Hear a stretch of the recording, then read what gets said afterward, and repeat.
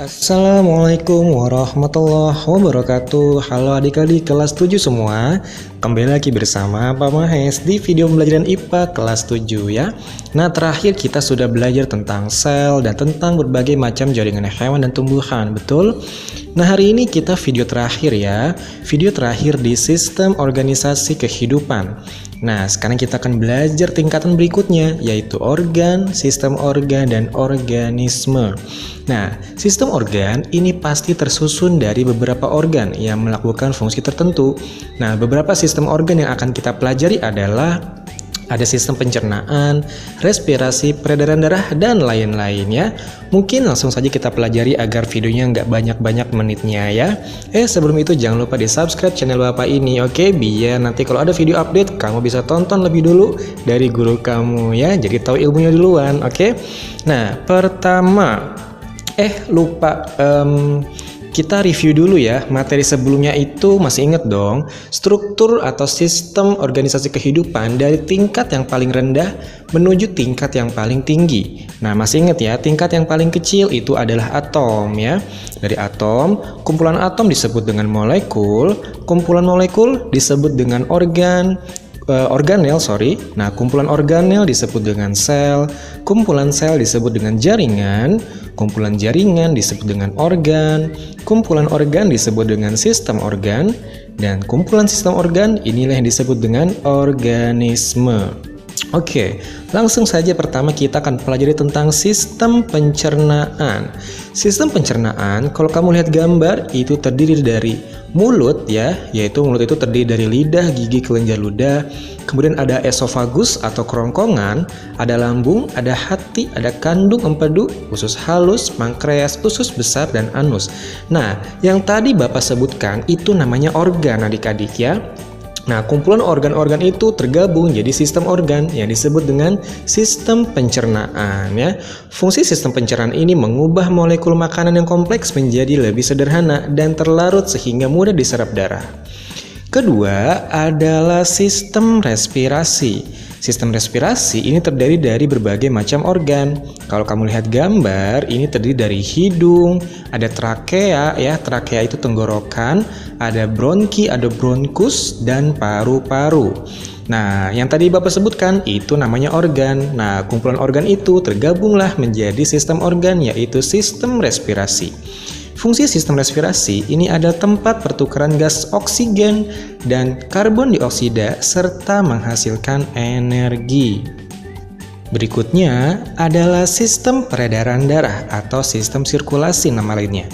Sistem peredaran darah ini terdiri dari jantung, pembuluh darah yaitu arteri, kapiler, dan vena, serta darah yang terdiri dari plasma darah, sel darah merah, sel darah putih, dan trombosit. Nah, fungsi sistem peredaran darah ini adalah menghantarkan gas, sari-sari makanan, serta molekul lainnya ke seluruh tubuh. Nah, nanti sistem peredaran darah ini akan kita pelajari khusus di bab khusus tentang sistem peredaran darah di kelas 8 ya. Sabar dulu, oke? Lanjut, kemudian ada yang namanya sistem saraf. Nah, kalau kamu lihat gambar, sistem saraf ini terdiri dari otak dan sumsum tulang belakang.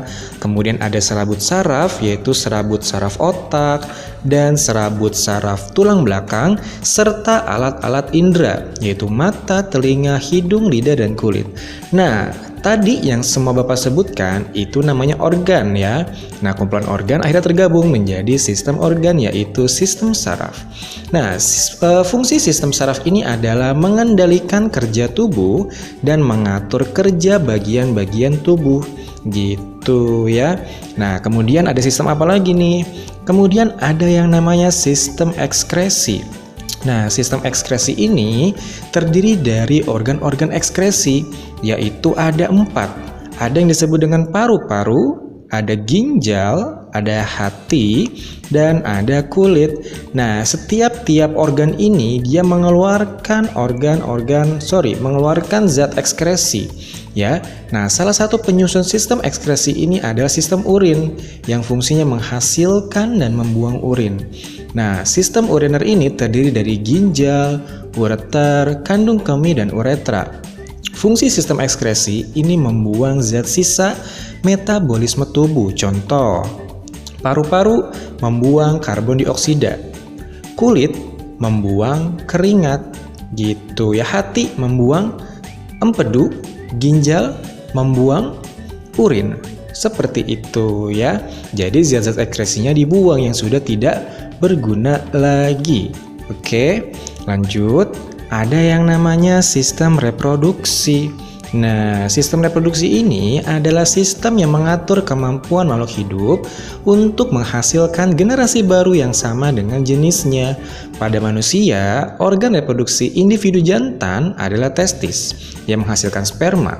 Sedangkan pada individu betina ini disebut dengan ovarium yang menghasilkan sel telur. Nah, satu sel telur akan melebur dengan satu sel sperma yang disebut dengan proses fertilisasi dan nanti hasilnya disebut dengan zigot. Nah, zigot ini akan tetap berada di dalam tubuh individu betina dan tumbuh menjadi bayi. Saat bayi lahir, tubuh induk betina akan menghasilkan susu sebagai makanan bayi. Nah, nanti sistem reproduksi akan kita pelajari next di kelas berikutnya ya. Ini gambaran besarnya dulu, oke?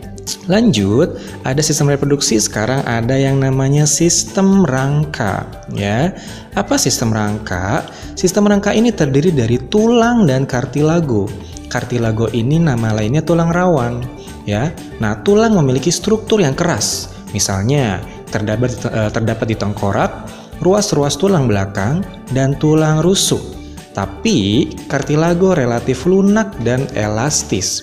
Nah, fungsi sistem rangka ini adalah pertama pelindung organ dalam yang mudah mengalami kerusakan ya. Misalnya lambung kita kah, usus, jantung yang mudah mengalami kerusakan, maka rangka ini fungsinya untuk melindungi organ-organ kita dalam tubuh kita gitu. Kemudian memberi bentuk dan rangka tubuh, dan tulang juga sebagai tempat melekatnya otot. Jadi ketika terjadi kontraksi dan relaksasi otot dapat menyebabkan gerak tubuh. Gitu ya, mudah bukan? Lanjut, ada yang namanya sistem otot ya. Jadi sistem organ ini cukup banyak nih macam-macamnya ya. Kemudian ada sistem otot. Sistem otot ini tersusun oleh beberapa otot yang berperan dalam gerak dan berpindahnya tubuh atau lokomosi. Nah, apa sih lokomosi? Lokomosi ini adalah aksi yang dihasilkan dari kerjasama antara otot dan tulang. Nah, adanya kontraksi dan relaksasi ini menyebabkan otot dapat melakukan gerak gitu. Jadi pertanyaannya kalau ditanya kenapa kita bisa bergerak? Karena adanya kontraksi dan relaksasi dari otot kita, antara otot dan tulang gitu. Jadi kerjasama antara otot dan tulang akhirnya menyebabkan kita bisa bergerak seperti itu. Lanjut, ada yang namanya sistem integumen. Sistem integumen ini nama lainnya adalah kulit ya. Nah, terdiri dari dua lapisan. Berapa lapis? Ratusan. Canda. Lanjut ya, sistem integumen ini terbagi menjadi dua bagian, bagian luar dan bagian dalam. Bagian luar itu disebut dengan epidermis dan bagian dalam disebut dengan dermis. Epidermis ini adalah lapisan terluar yang melindungi dan menutupi tubuh kita. Coba lihat bagian epidermisnya. Nah, bagian dalam epidermis mengandung pigmen warna disebut dengan melanin yang dapat mempengaruhi warna kulit kita. Nah, jadi kenapa warna kulit kita beda-beda? Nah, karena di epidermis mengandung pigmen warna yang disebut dengan pigmen melanin ya. Kalau dermis ini mengandung kelenjar keringat, kelenjar minyak, folikel rambut yang merupakan asal tumbuhnya rambut, pembuluh darah, dan saraf sensori. Fungsinya apa sih sistem integumen atau kulit ini? Fungsinya adalah melindungi dan menutupi tubuh kita serta sebagai alat indera yang peka terhadap sentuhan. Kulit mengandung banyak reseptor yang sangat sensitif, misalnya reseptor sentuhan, nyeri, tekanan, dingin, dan reseptor panas. Lanjut, sistem terakhir yaitu sistem kelenjar endokrin. Hormon itu dihasilkan oleh organ khusus yang dikenal dengan nama kelenjar endokrin ya. Nah, sistem kelenjar endokrin yang utama terdiri dari pituitari, tiroid, paratiroid, adrenal, pankreas, testis, ovarium. Nah, biasanya fungsi kelenjar endokrin ini adalah menghasilkan hormon yang langsung dialirkan ke darah. Hormon ini dapat membantu menjaga kestabilan dalam tubuh dengan mengatur keseimbangan air dan garam dalam jaringan tubuh, kadar gula darah, serta kadar garam dalam keringat. Gitu ya. Nah, baru deh semua kumpulan sistem organ itu akan disebut dengan organisme yaitu kita. Nah, berbagai sistem organ ini akan bekerja sama membentuk organisme. Nah, kalau dilihat ternyata antara sistem organ dengan sistem organ lainnya dan alat-alat tubuh kita itu saling berkaitan dan saling mempengaruhi, betul? Jadi, jaga baik-baik tubuh kita, oke? Nah, sekian video kita di bab kita kali ini tentang sistem organisasi kehidupan. Next, kita akan belajar apa lagi ya di bab berikutnya? Tunggu video berikutnya, oke? Jangan lupa di-subscribe ya. Sekian video kakak kali ini, kurang lebihnya mohon maaf. Wabillahi taufiq wal hidayah. Wassalamualaikum warahmatullahi wabarakatuh.